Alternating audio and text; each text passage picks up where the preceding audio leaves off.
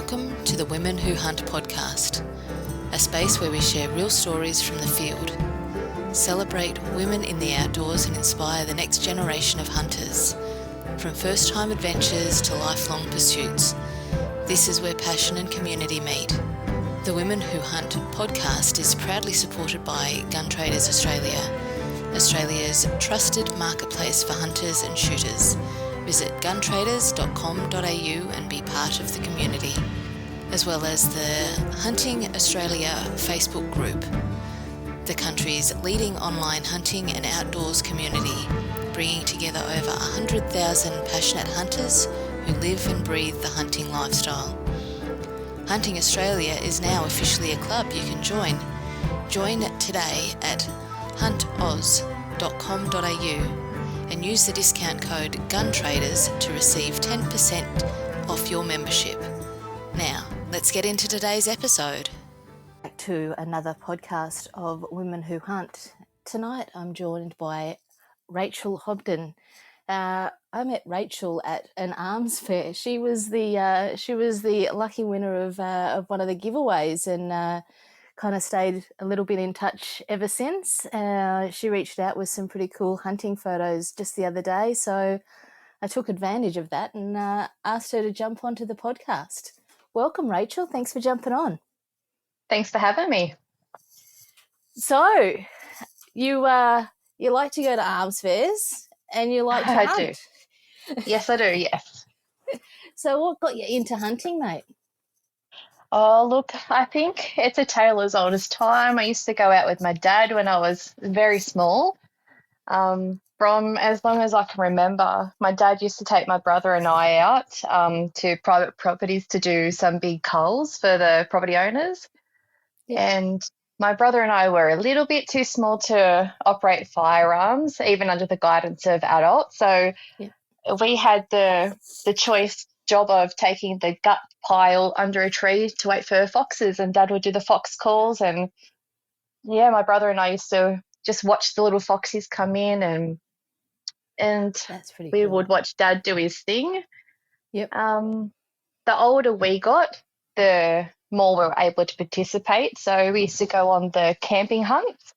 Yep. And that was really incredible, just to see my dad in his element and teach us about the respect of the hunt, and not just about a slaughter. It was never about a slaughter. It was about respect for the farmers, respect for the animal, and respect for the sport.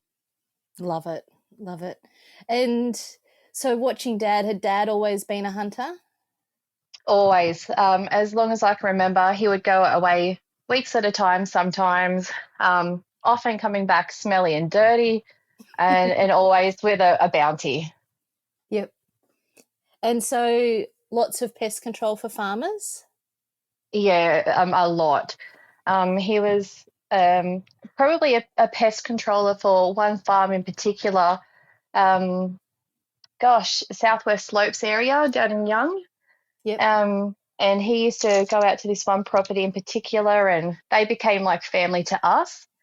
He would help them do the pest control, and then when it came time to providing for the families, he would help with the cattle and the sheep as well. Oh, wow, that's amazing. So what was he primarily pest controlling, pigs or? Oh, yeah, pigs and foxes were the number one. If there was any sort of feral domestics, like the cats and the dogs, you'd have to take a couple of those. And then there was sort of thinning, if you know what I mean, a thinning of a couple of other kinds of animals. Yep. Yeah. They're so destructive when they're not managed properly, aren't they? Oh, they absolutely are. People will sort of go, oh, what sort of harm can they do? When the sheep go into lamb, like the lamb they're instantly taken. As something as small as a fox can just decimate like the lamb population. And but my dad was just horrified, and that's why he went on board and helped out. And they're not picky either, those foxes, and it's almost like they kill for fun. They don't kill to eat.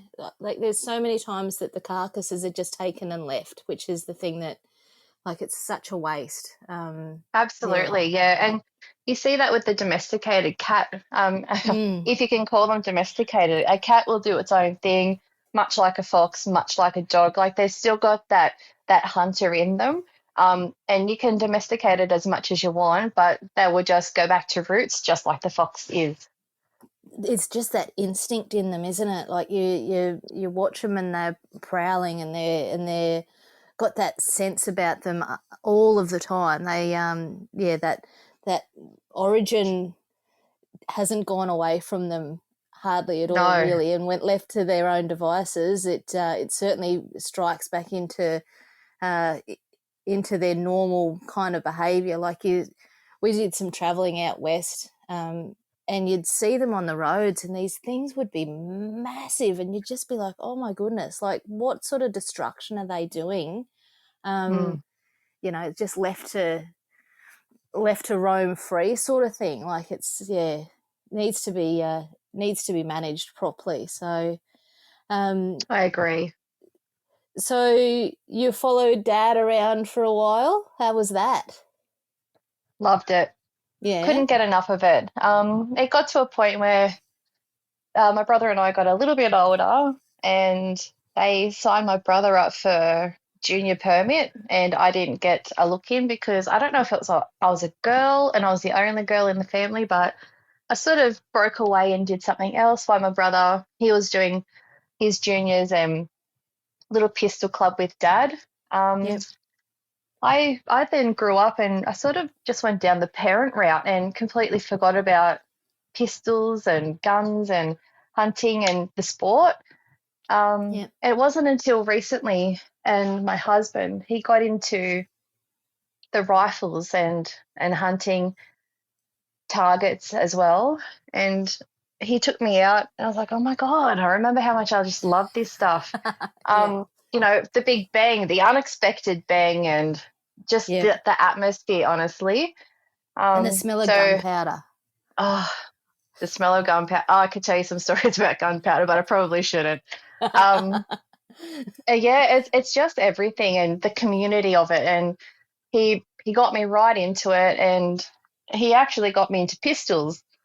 Yeah. Um, Okay. and and that was a route I wasn't quite expecting. My dad, he was also a treasurer of a pistol club down in Young, Yep. and we used to go and watch him all the time. And he created this amazing game. It was whoever can find the most lead for Dad wins. We won nothing, but Dad won the lead pot, and I used to watch him melt his own lead and do his own rounds of ammo. Oh wow, that's pretty cool. Yeah, so my Very dad, very clever of him as well. he's a guy. He's just a wealth of knowledge, and he's a grumpy old thing now, but he's still a teacher, very much a teacher. Yep. Yep. So what do you shoot? What? So you do pistols and you do rifle as well? Yeah, yeah. So when I started with the pistols, it was actually a birthday gift for my husband's mother. He was like, let's go out for a try and shoot day. And we did not expect it, but she fell in love as well. How good's So that? it it was unexpected and amazing all in one. And the Yep. smile on her face for someone who's never shot anything in her life, we instantly won her over. Um, That's so from awesome. that, it is also, it really is. From that experience, I've fallen in love with the Tanfoglio. I've got a little Tanfoglio 22. It's the Force Tactical. Yep. I shoot comp targets with that. Yeah, cool. I don't mean to brag, but I've Go got a on, brag shotgun. My away. Come on. husband. I look. I do. I shoot rings around my husband. Easy. Not a problem. And it just happened, and I happen to be good, and I don't know where that came from, but I love it every time I go out, and I don't like. As I'm competing with the other shooters, I'm also competing with myself. It's just something that I want to excel at, and I want to dominate. And if I can bring my girlfriends in and involve them and get more shooters on the line, I would absolutely love that. Yep, yep, so good. And there's something about it. Like I'm getting ready for a comp coming up because I shoot 6.5 Creedmoor, and there's a long range comp coming up on the in November sometime, and I'm getting ready for it. And it's the reloading, and it's the getting everything sorted out. So it's not just time on the mound; it's the lead up to it as well that I love. Like, and it's like, all Mm. right, how many times can we get out on the range before the comp happens? And then you're competing against yourself before you get Hmm. to the comp, and that's the thing that I love. It's not about anybody else, it's about getting a tighter group than you got last time. um, Exactly. and it's just I can't explain why I love it, but when I get a tighter group on the second or third round than I'd got in the earlier time, and it was you just it's a thing that you have against yourself, but then you also get to do the competitions, and you kind of get to see how you are compared to everyone else as well. It ticks a lot of boxes for me, the competition stuff. But I've never done competition pistol. Oh, you should It's try it. well, I shot a pistol for the first time a few weeks back. It was my son's 16th birthday, and we went to the Gold Coast Indoor Shooting Centre, and they turned it up for us, and it was the first time I shot a pistol and walked out, and Tim, the owner there, he's looked at my face and he's going, "You're hooked, aren't you?" And I'm like, "Sign me up, buddy." It doesn't take much, honestly. Once you've got a pistol in your hand, and when you can do a mag dump safely, of course. Oh my Yep. God. Yeah, I Yeah. get you. Well, that was the thing. Like I was just like, because I'd never shot pistol before, so I was being really polite about it, and because they're all tethered, and it's all designed for safety and all of that sort of stuff, and our RO knew that Glenn had shot before, so he's just said to Glenn, he's like, "Mag dump it," and Glenn's just mag dumped this thing, and it was insane, and I'm like. Both me and Ethan have looked at each other going, I didn't know we were allowed to do that. Yes, yes. It's incredible. Did you end up getting to do a mag dump? Nah, Oh, next saving time. that to next time. Yep. Yeah, I absolutely. think that I think that was like that little lure to make sure I go back. Yeah. Oh, very clever. Like, I oh, like next it. time you're here, Carly, we'll give you the mag dump. I'm like, right, okay, noted. Next time. Load it up and send it. It is a great feeling. Ah, and you shoot 22. Yeah, so the pistols are 22. My husband and I are now both range officers at our local club as well. Awesome.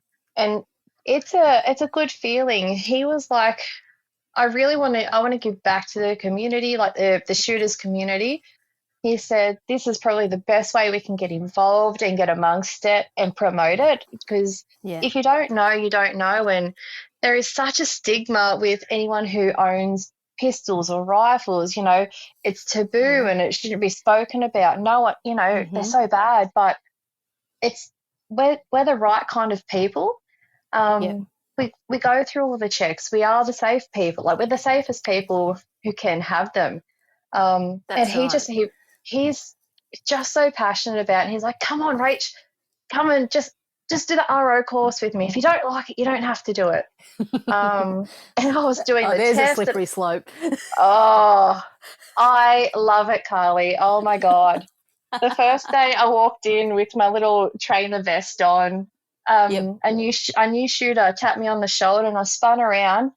There was a woman who'd never shot before, and because I was the only female RO, she honed in on me. And my Awesome. husband said, that is why. He said, that is why you Yeah. need to be on this firing line, because it's so male dominated.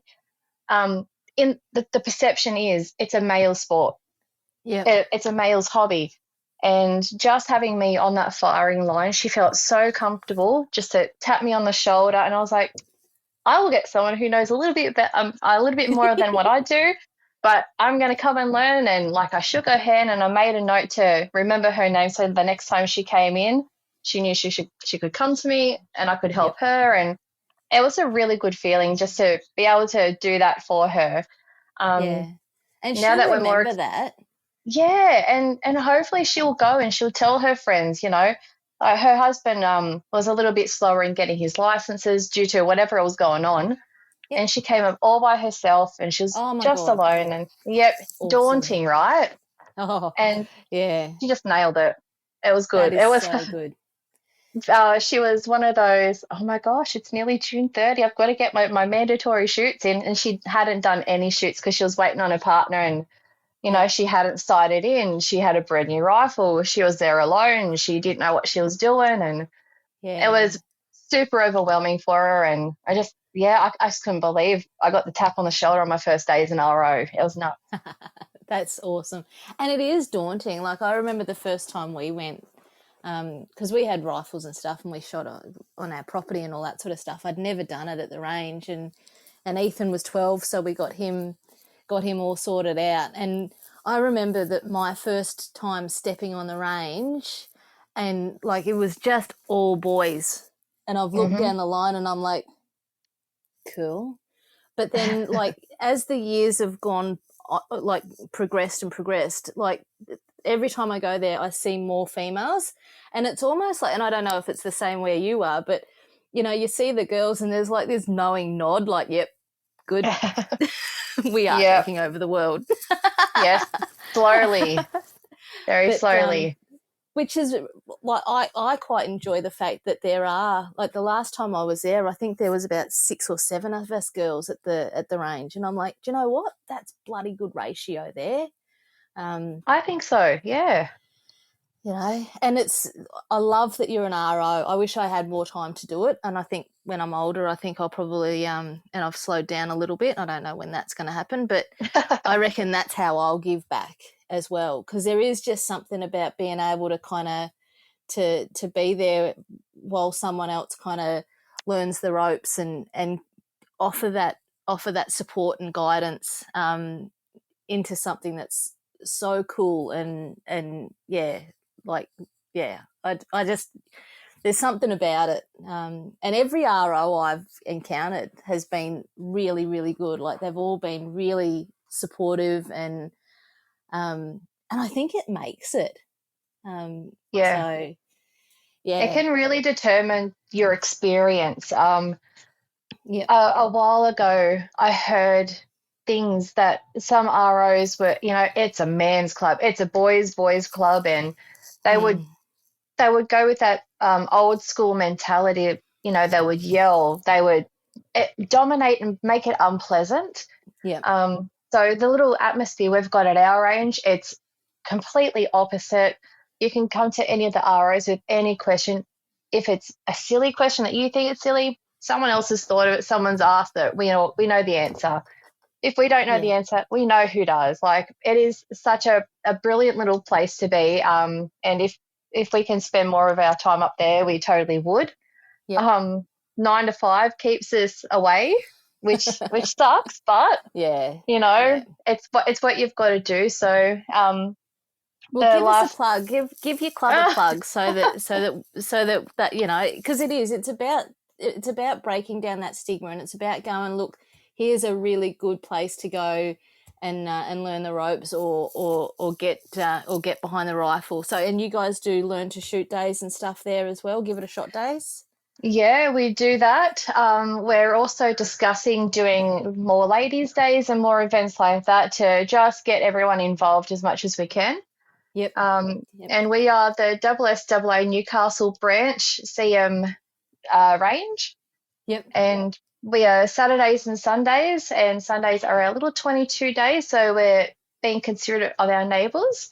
Yep. Um, Yeah, it's a brilliant little place to be. Recently, we did a scout day, so we had the scouts come in and they had their leaders, I guess. I don't know what they were called, but they had Yeah. their adult counterparts with them. And oh, I tell you what, some of those kids, amazing little shot. Yeah, oh, so good. It's cool to watch. Hey. It was phenomenal. Yeah, loved it. So Oh, that is if you awesome. jump on the Facebook page, you'll see all the photos of the kids doing it. We hold bench comps, state bench comps. It's a pretty well-to-do little club. Yeah. No, that's awesome. You're listening to the Women Who Hunt podcast, proudly supported by Brackenwear, Australian-made hunting apparel for real hunters who live and breathe the outdoors. You've probably seen me wearing my Brackenwear gear. It's tough, breathable, and built for Aussie conditions. Right now you can grab 15% off your next order at brackenwear.com.au. Just use the code GTA15 at checkout. Brackenwear, the endless pursuit. All right, let's get back to the show. Thank you for giving back to the community, Rach. Seriously, it's people like you that keep the sport alive. So, and yeah, and the next generation as well. Like, and I'm pretty sure there would have been kids there going, "Oh man, how good is this?" Like, and you just don't know. There might be the next Olympian like hidden in amongst that group. Do you know what I mean? Absolutely. I think so the Scouts organise their own sort of trophies and whatnot amongst themselves, and we had a couple of female winners amongst the group, so that was really good to see. Awesome. It was adorable. And honestly, some of those guys, they could shoot rings around me. They taught me some things as well, like how just to shoulder it a little bit better. So my technique's only forming. I'm very new to rifles. But yeah, I had some of the kids just teaching me how to do it. And that was great. It's all about sharing the knowledge and sharing the love and the passion. And how I love that you're open to be taught by the next generation. That's so cool, because there's that story for them to go away and go, oh man, I actually taught a grown-up something. How cool is that? 100%. And to be able to take that small human, be able to take away the fact that they were able to drop some knowledge on you, and the fact that you accepted that knowledge is just incredible. Yeah. So good. Confidence building for those guys too. They can step back on the range and go, hey, I remember her. I taught her how to put it into a shoulder, not her collarbone, or whatever the case was. Like, I can't quite remember, but I did not have it tucked in where it should have been. And they're like, no, if you just scoot over. Yeah, so I took away from a 12-y. It was great. So good. So let's chat about your hunting, mate. So Sure. what was your first animal that you harvested? My first harvest was a goat, but my first shot was a big boar on the run. So I'm pretty stoked with myself. My husband would just not be happy if I don't tell the story of how it came around. Go on. So like I said, I'm very new to rifles, and we'd got invited on this hunting trip. And I was like, yes, I'm really keen to go. Like, as an adult, I've never had my first kill. I haven't had my first a harvest. I haven't done any of that. So I would really like to do it. And the company we were in was fantastic, but I had no rifle. I went to my ride or die little place. You would have seen them. They had quite a stall there at the arms fair. It's HVTM in Cessnock. Mate, their little store. They had some stuff there. Oh man, didn't they? Yep. They're the most amazing people. Great little family-run business. And I know I can go there with the dumbest question, with the most outrageous request, and they will do what they can to support me. So I went to HVTM and I said, Mark, I'm looking for a rifle. And I was actually going to ask for a Creedmoor. And he goes, what's the biggest one you've ever shot? And I was like, it's a 270. He goes, 308. Just go for a 308 straight away. I was like, God, you think so? You're like, yep, 308. Yep. And he starts rattling off all these amazing rifles. He goes, you've got your Lithgows and your Rugers. And I was like, I got to stop you. Mark. I'm a lefty. He goes, why didn't you tell me that first? He goes, ticker. Let's get you onto a ticker. Yep.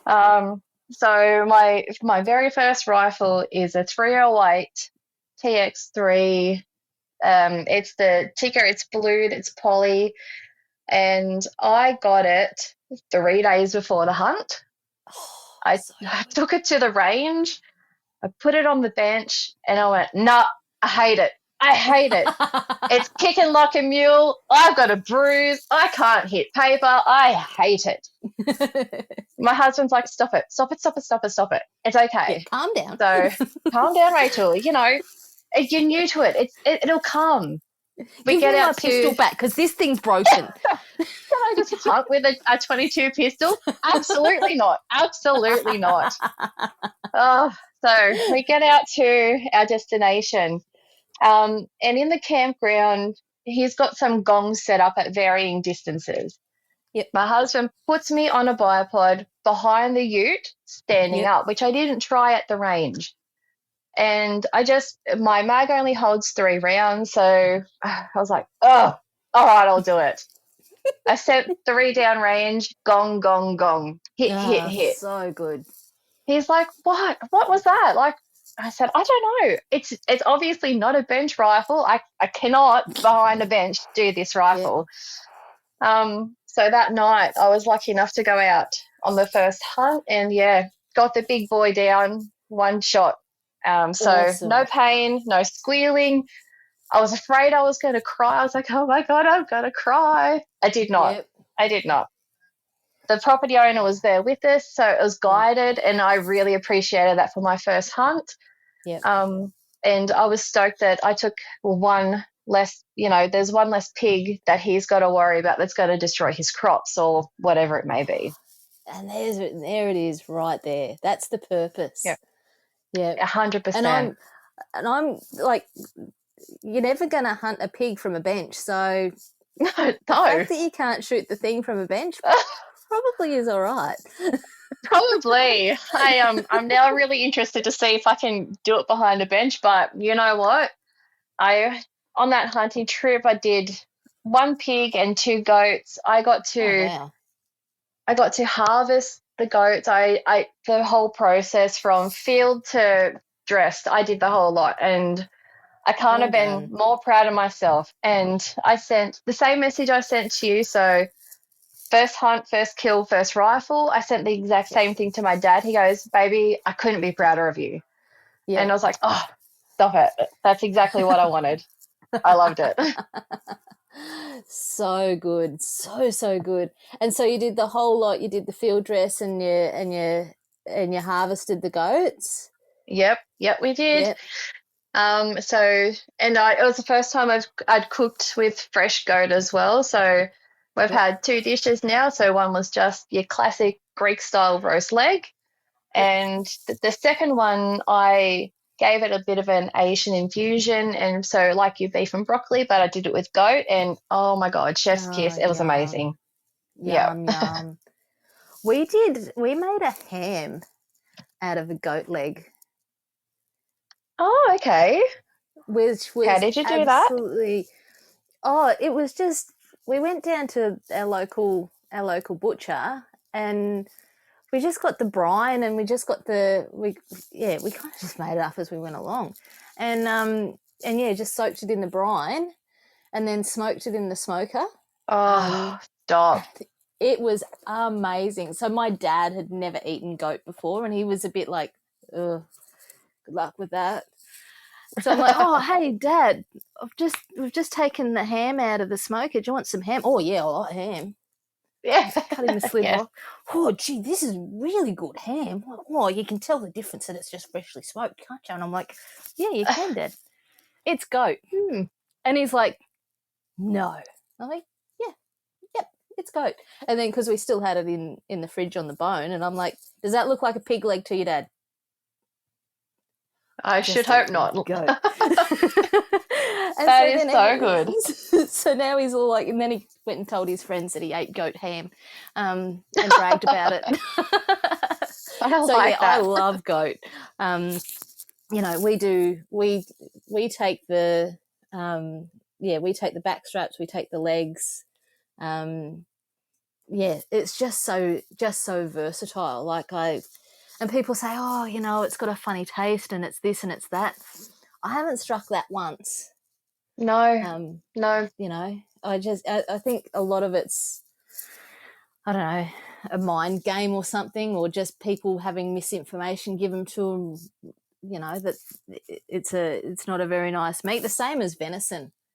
We Oh, love to yum. eat our venison. We actually tell people that venison's horrible to eat, because So you that get just more means of that we it. don't have to share it. Yeah. Yeah. Yep. I like that. Oh yeah, no. This is venison. You wouldn't like it. Oh, you would absolutely hate it. Mm-mm, no Mm, way. better not have that. But Oh, yeah, no. See, I think it comes with that stigma again because you don't see it in the shop. I think mm, people are like, oh, it's like eating a cat. Oh, it's like eating a horse, but it's really yes, not. nah, And there was actually this program my husband and I were watching on ABC, and I think it was called Eat the Pest or Eat the something. yep, And I know the one you're talking he, about. yes, how insightful was that? So You know, you good. you've just got to think outside the box. Everything starts from somewhere. Yep. It's just your starting point that changes. That's all.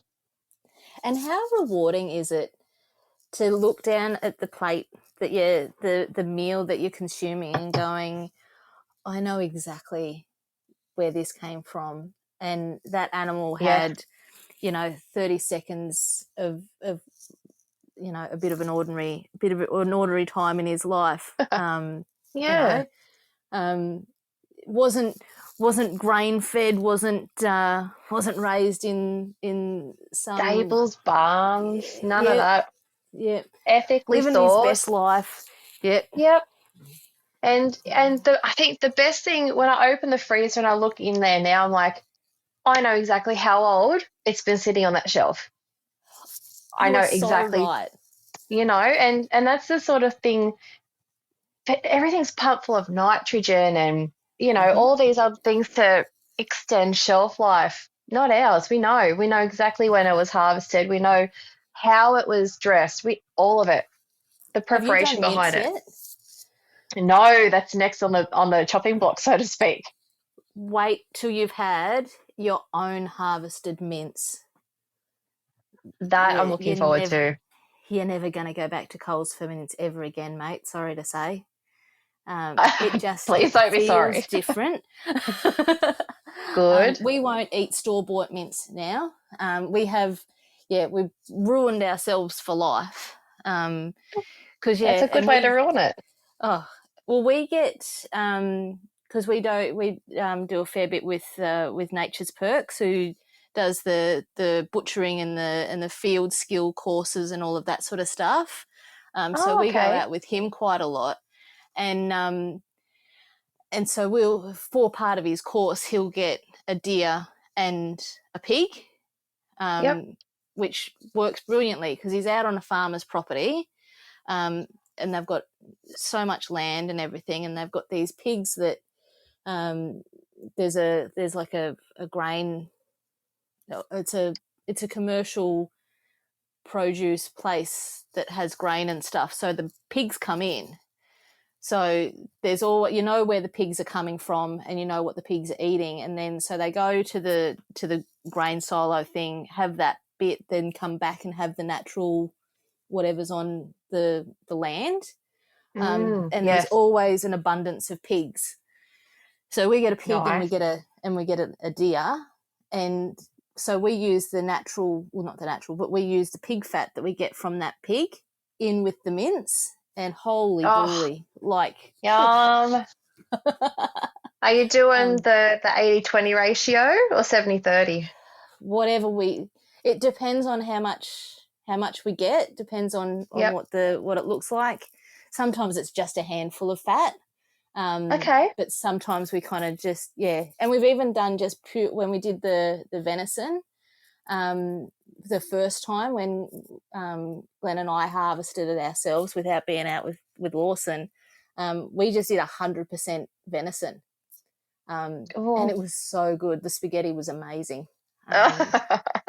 Yeah, but because I only did a little bit because I'm like, I don't know how this is going to go, and then afterwards Yep. I'm like, oh man, I should have done more. Um, Wow. Okay. Good to know. yeah, but give mince a crack. I haven't done goat mince yet, but I Okay. keep hearing that that's good. But yeah, because there's so much meat on the goats, and if you can kind of dice it up and throw it through a mincer, nothing gets wasted. Mm. They're Um, deceivingly bountiful. Like I was mm-hmm. pleasantly surprised, once you strip it back and have a good look, like how much there actually is. Yeah. Had you broken an Pleasant. animal down before you did your goats? Had you done anything like that before? Never, Yeah, never, awesome. ever. Yeah. Elbows deep. Loved the whole experience. It was, oh, it was the adrenaline. It was almost euphoric. I was so appreciative and thankful for the life and how it's supplying my family with, sustenance. And it was so organic and it's indescribable. I don't know, very indescribable. Like It's the in a first moment, isn't kill. it? Yeah. And I was afraid, oh, I'm going to get blood. Didn't even occur to me at how bloody I was getting. It just happened. And I And you're didn't doing it. fuss. Yeah, just did it, and I'm actually quite good behind the blade. I got some really Nice. clean back straps off, so Oh, pretty well done. impressed. Thank What you. was your shot placement like? Where'd your Um, shot land? my pig right up under his leg, so I must have got him lung heart, so Yep. that's why he was instant. Yep. And my first goat, what was my first? Oh, my first goat. Oh, he was high rib. Yep. And I just nicked his I must have just nicked his stomach, so I had a little bit of a graze there. Yep. And my second goatee was in the neck and lights out instantly. Oh, so good. It is good. I have seen how it hasn't been so quick, Yep. and always there's a follow up.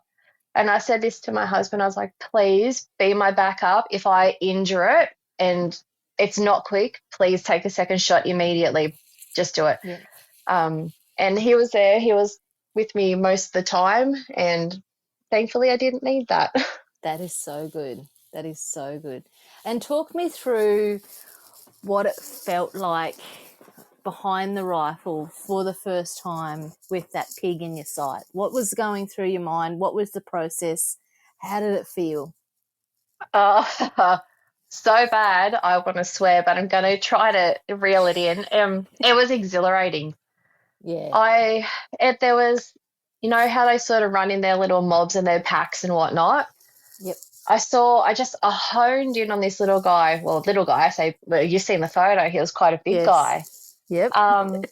He was running at the back, and I was watching the line of pigs, and I knew he was obviously following that line, and everyone around me just faded out. I just zeroed in. It's just everything got still. It was quiet. I felt because I had my ear protection, I could hear my heart in my throat and in my ears. And then it just went quiet and I just zeroed in on him. And I was like, stop it, stop it. Did I get it? And they're like, you got it, you got it. And they were really G'ing me up. And it was just the best feeling. And yeah, knowing that I can do it and my rifle's not a piece of rubbish, it was incredible. And it's interesting. I completely, you took me there in that moment. You're hearing your voice, and it's just you and that animal, and Yes. everything else falls away because nothing matters other than that in that moment. Absolutely. And I think I had the sort of the respect of the other shooters around me, like not that I was demanding any sort of respect or anything, but they stopped. They weren't touching me, they weren't prodding me, they won't go now, now. They just let me go because they knew it was my first time and Yep. it was just great having support around me for that first time. It was That is incredible. brilliant. Yeah. And then talk me through. So you've taken the shot, you've worked out that you've landed him. Talk me through walking up to him. What was going on in your mind? What did that look like? Carly, there was no walking. I ran to that big guy. I was like, oh my God, you guys, do you see this? Do you see what I was like a kid in a lolly shop. I couldn't believe I was able to do that. And the property owner came up with his, oh my God, Rach, good job. And here's the biggest one in the pack. And oh my, look at him. Do you want a photo? I was like, yeah, I want a photo. Hell yeah. He was so heavy, and I've just ripped him up by his ear. Like, I think the adrenaline was just coursing through me still. And I was able just to pick him up, and, the property owner got a photo, and I was like, oh, yuck, look at all the ticks on him. Like, my husband, Oh, he does land management, and he frequents pigs in his travels, and he yep. warned me that there would be ticks, and they were massive, and I was just like, oh, so gross, but look at my photo, look at my pig, oh my God. I just, like, the respect was still there for Yep. the beast.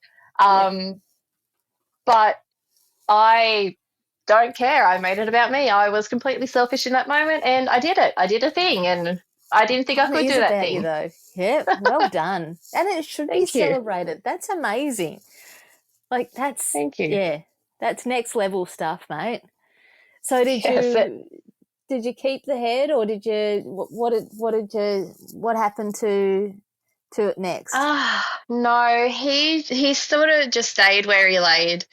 Yep. We were doing a sort of a rotational shoot, so one of the blokes had gone just before me. I got into the hot seat in 2 seconds. I had the pig down. It just happened so fast. I was just didn't expect it, but we're not too sure about where these pigs have come from and if they're carrying anything. So best You've just got to to know leave where they these come ones. from. Yeah. Exactly. Yeah. And my dad was like, if you don't know, Rach, like, don't get the blood on you. Just be so careful. And that's just how we treated them. Yeah. Yeah, you've got to be mindful of that stuff as well. Yeah. Which is why when we take pigs, it's only on that one property that we take, because we know we know what they're eating and what they're feeding on, and where they're going. Exactly. 'Cause Yeah. if you don't have that backstory, it's different. Oh, for sure. It's too dangerous, and it's just not worth it. Like, the exhilaration's still there without the harvest. Yep. And if you can, and like you said, if you know where your animals come from, that's a completely different story. Completely different. Yeah. Yeah. And so, was it the same trip that you took your goats as well? Yes, it God, was. you're greedy. I would like to say I was greedy, but the other girl, lady, female, my other female counterpart, she took 6 goats in that trip. Oh, wow, that's incredible. She is a cracker behind her 223. It was the best thing to watch. Yeah. Poetry So in she was, motion. oh, absolutely. And, she was there with her husband and her dad. And her dad is another one of the ROs at the range that we volunteer at. And he was shooting his muzzle loader. And Oh, that what? was, oh, Carly, yes. He, one shot, one kill, down, instant. And, That's done so the prep cool. work. Yeah, it was the best thing to see. So, do Wow, yourself a favor. muzzleloader. Yes. Yeah.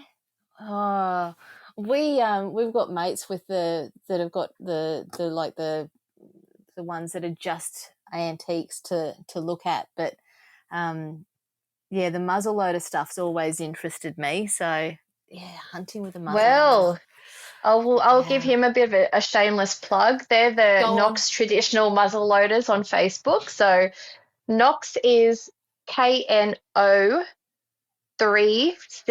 So that is the component behind their black powder. And yeah, so Knox Traditional Muzzle Loaders. And they do a lot of shoots. They're trying to organise their own little branch as well. So keep an eye out. Awesome. Yeah. Very good. Anyone listening, make sure you check them out. I'll be doing that straight after this. Thanks for listening to the Women Who Hunt podcast, proudly supported by Nature's Perks, the ultimate outdoor adventure hub. Nature's Perks helped us take our hunting to the next level, and they can do the same for you, helping you grow your skills and confidence in the great outdoors. Become a member today at naturesperks.com.au and unlock exclusive benefits, fortnightly prize draws, guided hunts, fishing charters, and special discounts. Nature's Perks, where the wild side of life rewards you. All right, let's get back to the show. And it's just so diverse. Like, people go, oh, firearms, but like, it's just so diverse. Like, we've talked about 3 or 4 different disciplines just in this short conversation, and we haven't even scratched the surface. No, that's right. And, you know, it's just that common thread of, and I don't know about you, but I find the community, the firearm community, is just so warm and welcoming. I've never had a bad interaction with like a club or a society or anything like that. Everyone's just been trying to do the right thing, trying to share the right message, which is that we're not just hicks out there blatting away for blatting's sake. Exactly.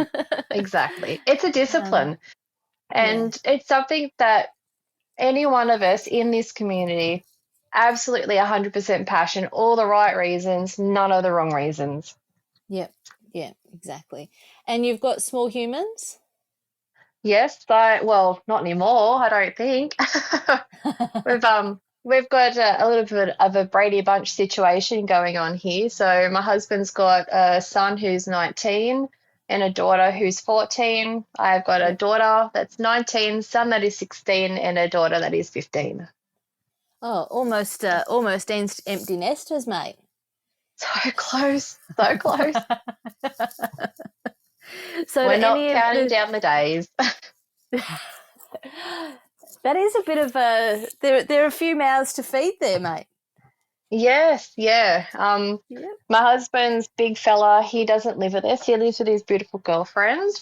And I think you were going to ask if any of the kids are interested. And yes, we've got the big guy, he's ticketed up and he's got his licenses. Excellent. We're trying to sway him into the pistols, but he's organically found himself leaning towards shotguns and more duck hunting. So that's going to be interesting, and I'm really keen to see how that develops. Yep. Our 2 young girls. There are so many different avenues once you start like exploring. It's easy to get lost amongst it all, for sure. Sure is. Our and daughters, the 2, the 15 and the 14-year-old, they are very keen to look at getting their junior's permit. My eldest daughter, not so much. Yep. And my son, very, very much so. Absolutely, yes. Yeah, awesome. So we'll have our own little crew going, I reckon. So good. And then you've got your own competition, right? And then you'll be rolling up to the pistol comps, and they'll be like, "Oh man, here they come. They're going to wipe the floor with us."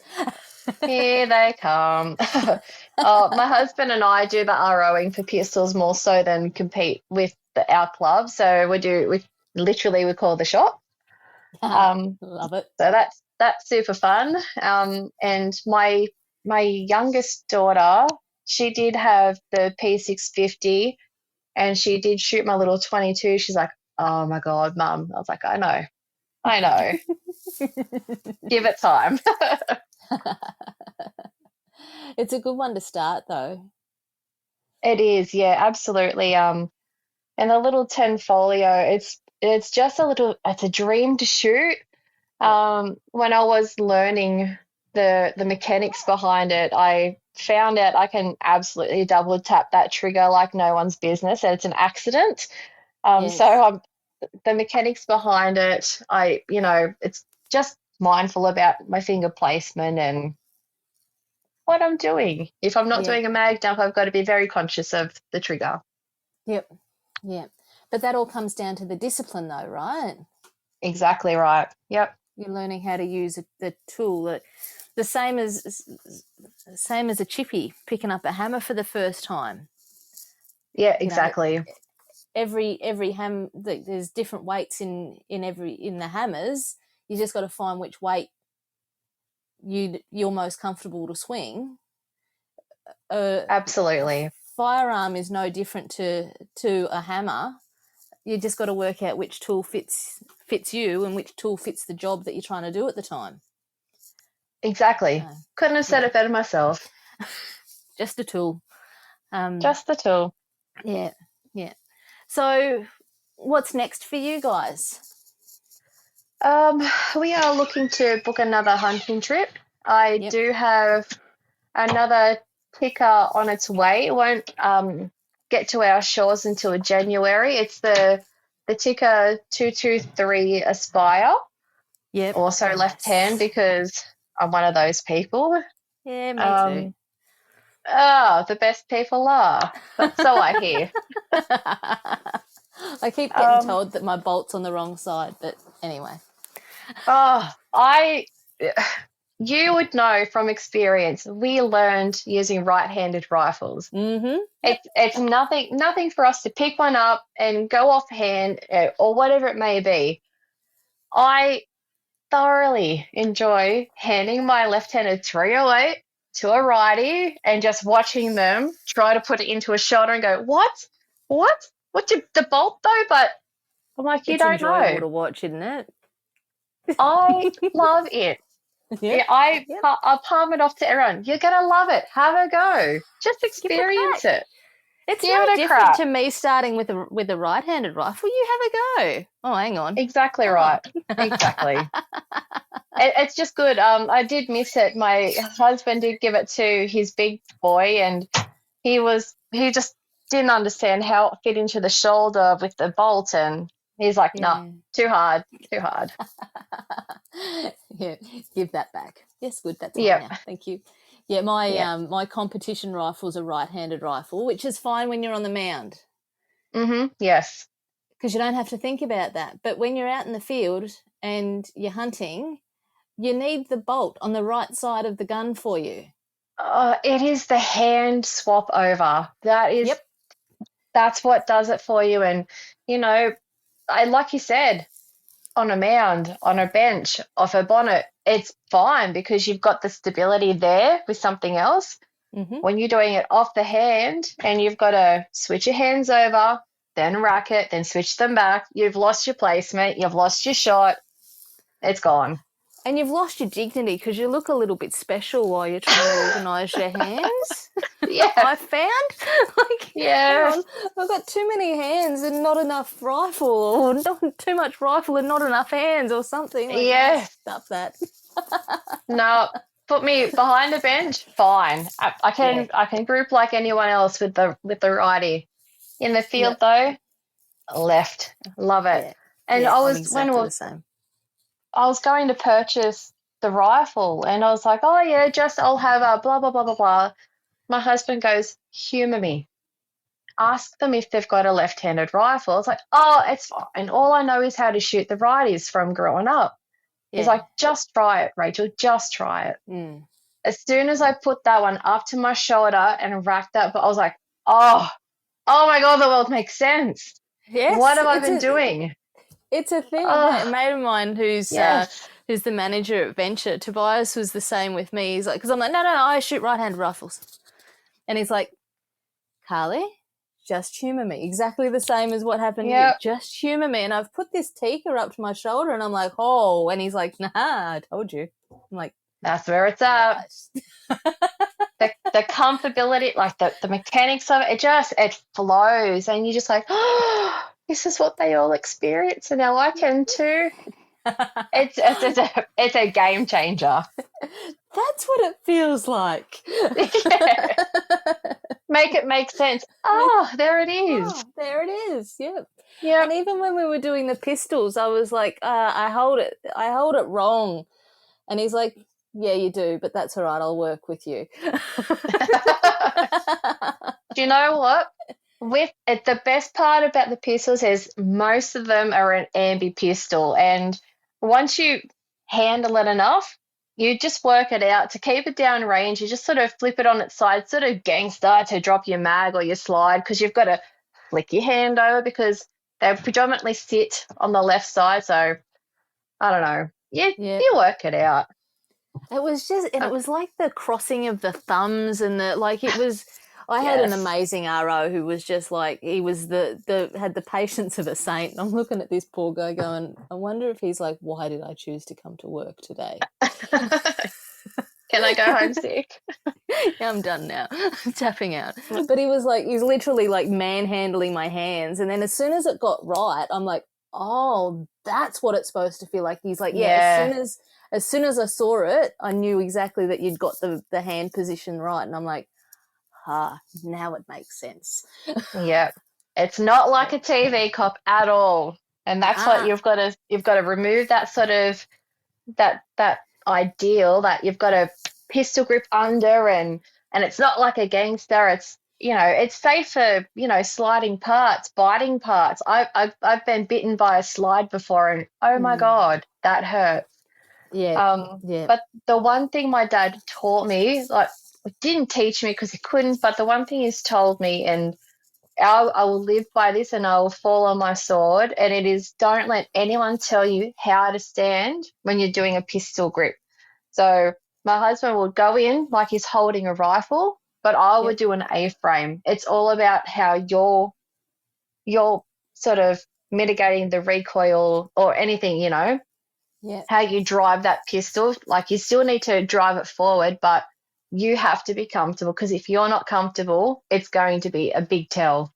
So I will fall on my sword. No one will tell me how to stand when I'm holding in that pistol. Tell me till you're blue in the face with a rifle. Yeah, it's just, yeah, rifle's different. I don't know. Yeah. Yes. Pistol, you've got to, and that was what the RO was like. He's like, all right, try standing this way. Like, he knew his stuff. He's like, all right, try standing this way. And and he's like, try standing this way, which is a polite way of going, no, that was wrong. Yeah. That's not working. Yeah. And I ended up being the A-frame as well. Yes.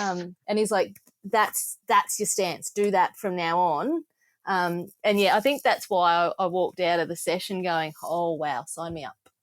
It's just that person took the time to kind of talk through the mechanics of it, which is why I love this sport. Like, he didn't have to do that. He was at work. He could have just quite easily just gone, oh yeah, there you go, downrange, and just and stood and watch. But I've never met an RO that just stands and watches. I don't know, maybe I've just been really lucky, but it's that passing down of knowledge and having someone walk away going, oh, I actually feel like I got something out of that. Absolutely. When we do our pistols, a lot of our comps, we really enjoy going to Tamworth, and the ROs, they will watch you with the grip.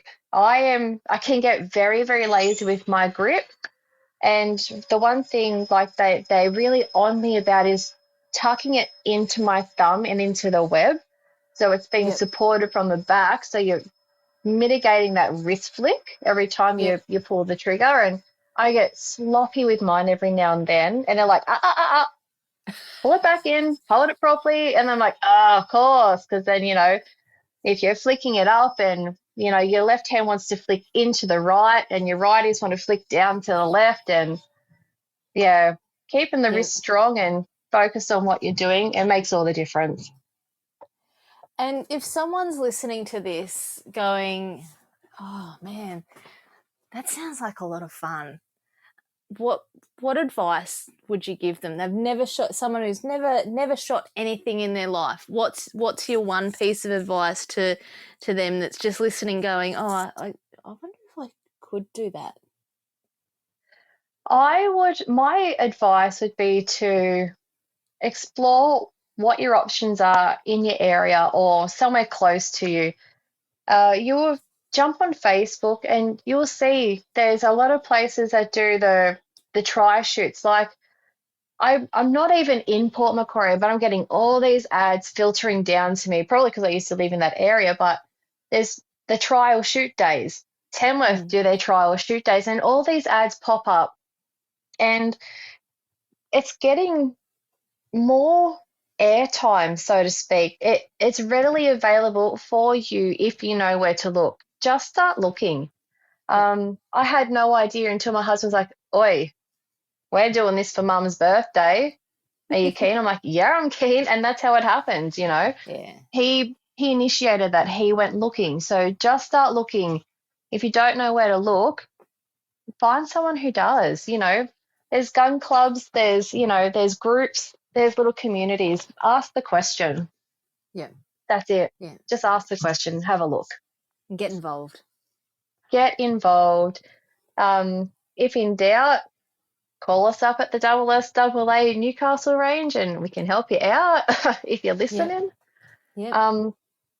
Everywhere. It's a load of fun. It's safe fun. It's a skill. There's so much that goes into it that people just don't think of. Like, it is a skill.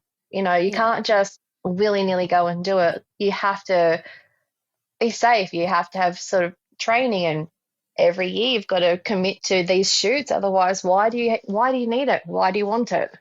Yep. Yeah. Yeah. What keeps you going back? The joy. It brings me so much joy. I get away from my 9 to 5. I get away from the house. I get away from housework. I get to perfect an art. And I've recently discovered fly comps, and I think I want a bench rest rifle so I can do fly comp. And that's where I'm looking. What is a fly comp? What is a fly comp? You're shooting at a fly at 200 yards, literally. No way. So, yes, it is a giant yellow target, and they pin it up at the 200. Mind you, they're shooting this with a 22 rifle. Oh, And stop. yeah, it is incredible. I was just ROing this one day, and they had the fly comp on. I said, "What is a fly comp?" And one of the guys I work with, he goes, "You're shooting at a fly." I was like, "Nah, stop it. You're taking the mickey, right? You're taking the mickey." He goes, "Nah." They pull the target out, and there is a little drawn fly the size of a fly, not a blowfly, not a horse fly, a common house fly in the center of the target at 200. And with a 22. all of you with a 22. All of your shooters, they bring their own flags, so they know what the wind's doing based on what their flags are telling them. And it's a timed competition, so I think they've got to get 7 out in 10 minutes or something, and in that time the wind's changing. There's pockets that are doing a left, there's pockets doing a northerly, or whatever it may be. I'm yet to learn this stuff, but one of the shooters goes, "Hey, Rachel, do you want to have a go?" I was like, "No." "Okay." And he said, it didn't take much, Carly. It didn't take much. And he said, sitting down at the bench, no, I'm all right. Yeah. All right, give me a go. I was thankful, and he happened to be a left shooter as well, so it worked well for me. Nice. And he said, "What I'm doing is I'm watching for the red tails on his flag," which means the wind was coming from the east, going to the west. I think they call that a westerly, I think. And so while his tails were all red, he had calculated his MOA to hit. So his elevation, his windage, his MOA were all on point for red.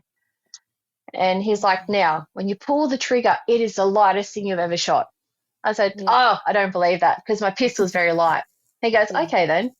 I pulled it. It scared the dickens out of me. I was not prepared for how light that is. Like, there's not even a pound. There's nothing in it. Like, it is the softest thing I've ever felt.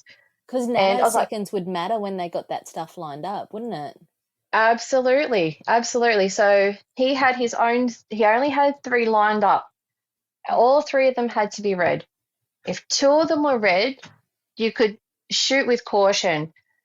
if they started blowing to green, he's like, "No, I'm not calculated. You're going to have to move your windage. Your elevation won't change, but the windage will change." Yeah. And I was like, "You are talking a different language right now. I don't know what you're saying." And, he got me on target and I got so close to the fly. But this is what I mean. Like, I'm not competing with everyone. I'm on a timed thing to get this fly, mitigating hot air pockets, windage, everything. And it was just, and it's only a 22, but Yeah. the fun and the adrenaline, and that fly is not going anywhere, but can I hit it? No. Am I going to hit it one day? Absolutely. Yes. And that's what keeps me going back. Yep. Yep. You've got to just, and it's the competition inside yourself that's like, oh, Yeah. all right, okay, I didn't quite get it that time, so what am I going to do different next time so that I do? Like, and you're competing against yourself. That's what I like about the target shooting stuff. It doesn't matter what you're shooting. It's the target shooting stuff that Yeah. it's the competition within yourself. We sometimes take the 22 and we get the spinners because we go to the SSAA at Ripley here. Yes. The little spinners, and you've got like the little tiny that's like a little duckling or something. Yes. Yes. The tiniest one. And the Yep. competition between me, Ethan, and Glenn is who can keep the little tiny one spinning. Nice. Just fun stuff like that. And Glenn gets really cranky because me and Ethan usually outshoot him, and he's been doing it his whole life. But I like that. Family Ethan rivalry. Exactly. Ethan was just one of those uncanny kids. He picked up the rifle and just knew exactly what to do with it, and away he went. Like, it was just there was no question whether he was going to be good at it or not. It was just he was born for it. So they are, aren't they? Yeah. And then I kind of picked it up, and the boys at the range were like, "You're gonna have to watch her, mate." And he's like, "Yeah, I know." Yeah. So now the three of us do long range shooting together, and while it is competing against yourself, I do thoroughly enjoy getting a better score than Glenn. Yep. I feel that. Yes. I don't care about the rest of the field. I don't care what everyone else is doing. Like, that's none of my business. As long as I'm better than Glenn, that's all that matters. Yep. That's how it is here as well. Compare our targets, count it in. Yep. Of course. It's friendly competition with loved ones. Yep. That you can taunt relentlessly. I don't know. I'm just throwing it Allegedly. out there. Allegedly. Yeah. That is awesome. So, shameless plugs. Who has supported you in your hunting pistol rifle journey? Who do you want to shout out to and say thanks for all of their help and guidance and stuff? First, sorry to the hubs, but my dad, always dad. He I don't think I would have even fallen into this little niche if it had not been for my dad. My husband, Vaughan, I've not said his name all night, but that's him. He's my biggest fan, I think. Like, my dad's there, but, Vaughan he's my backbone and he's my rock and biggest cheerleader. I couldn't have fallen into it any harder if it weren't for him, especially doing the ROing. The guys at Knox Traditional Muzzleloaders, so Noam, his daughter Alicia, they are the best people on the planet. Alicia's husband, Jamie, that's my knit of people, and if it weren't for them, there's not a chance I could, achieve what I've achieved in such a short time. And then the guys out at the Tamworth Regional Indoor Shooting Range, phenomenal. Yep. Just love them. Nice. Yeah. Yeah. Yeah. Well, thank you so much for jumping on this, Rach. I really do appreciate it. I know I gave you absolutely no notice whatsoever, but I'm going to strike while the iron's hot. Those photos are too cool not to get you on and have a chat. If someone wants to follow you or be part of your journey, how do they find you, mate? At the moment, I do have an Instagram account that is dedicated to my shooting journey. It is Tanfoglio AU_Rach. It's a bit of a mouthful, but I love my Tanfoglio pistol. So it's TANFOGLIOAU_Rach. And I have been trying to keep that one updated. And my hunting journey will now just tack onto that. And who knows, it might be Tanfoglio ticker Rach. I don't know. The name may change. Watch this space. So good, so good. And thank you so much. Thanks for going to the arms fair. Without people going to those events, they don't happen. So thanks for supporting that side of the industry as well. And thanks for flying the flag for the girls and being part of this amazing community and sharing your story with the listeners. This is a bit of a milestone podcast. This is our 10th podcast for Women Who Hunt. So thanks for being part of that, mate. No, that's okay. And I'll be following along really closely, and I can't wait to see what's next for you and in your journey, pistols and fly and hunting and all of the things. All of the things to come. So thank you so much for jumping on, and thanks everyone for tuning in. Thanks for listening right the way through to the end. Without you guys listening to this stuff, it doesn't get picked up in the algorithm. So we do really appreciate it here at Women Who Hunt, the love that we are getting in this space, and